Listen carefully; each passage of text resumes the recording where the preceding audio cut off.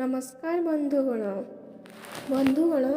आपण मानंकु आमर नमन घरोई tips channel को स्वागत। आज आमे आपणक पई एक सहज एवं सरल टिप्स नहीं आसीछु जहा कि आपणक रोषेई घरे अति सहजरे उपलब्ध एवं ताहाकु व्यवहार करी आपणक शरीरर अनेक प्रकार समस्यार समाधान करि पारिबे। तेजपत्र हेउछि एक औषध जहा आम रोषेई घरे सहजरे उपलब्ध। एहा एमिति एक जड़ीबूटी जहार अनेक लाभ अछि जहा आम स्वास्थ्य पई अत्यंत लाभदायक। आम रोषेई घरे मसला भावरे व्यवहृत हेउथिबा एही पत्र स्वास्थ्य पई केते लाभदायक होई पारे।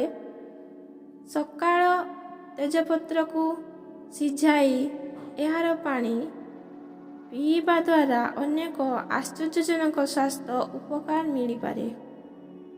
एहा केवल पारंपरिक रेसिपी नुहे वैज्ञानिक अनुसंधान द्वारा समर्थित एक स्वास्थ्य वर्धक प्रक्रिया मध्य। पानी रे फुटा जाइतिबा तेजपत्र पीवा द्वारा ओजन ह्रास करिबारे एहा सहाय्य करे।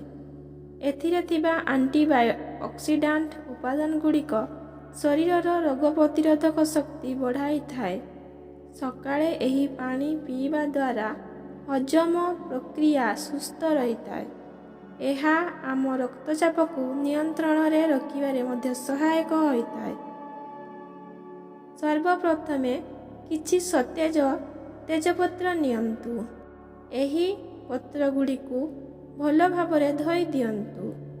एक ग्लास पानी नहीं फुटांतु। पानी फुटिबा परे सेथिरे किछि तेजपत्र मिसांतु। एहाकु 5 रु 10 मिनिट पर्यंत पानी रे फुटांतु। एहा परे गैस बंद करंतु एवं पानी टिके ठंडा हेबाकु दियंतु। वर्तमान एही पानी फिल्टर करंतु। एहाकु एक कप रे बाहर करी गरम गरम पियंतु। जदि आपण चाहंती आपण एथिरे अल्प अदा किंबा लेंबू रस मिसाई पारिबे।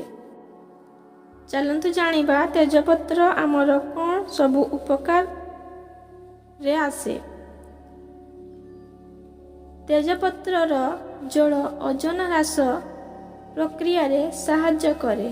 एहा आमर भोक को ह्रास करिथाए एवं शरीर को डिटॉक्सिफाई करिबारे सहाय्य करिथाए।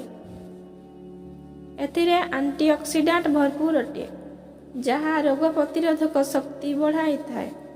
एंटीऑक्सीडेंट गुड़िक मुक्त रेडिकल नामक क्षतिकारक पदार्थ सहित लड़े जहा अनेक रोग सृष्टि करे।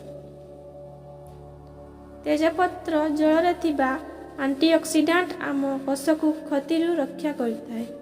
कोष्ठकाठिन्य एवं अदृश्यता भली पेट संबंधी समस्या दूर करिबारे सहाय्य करे।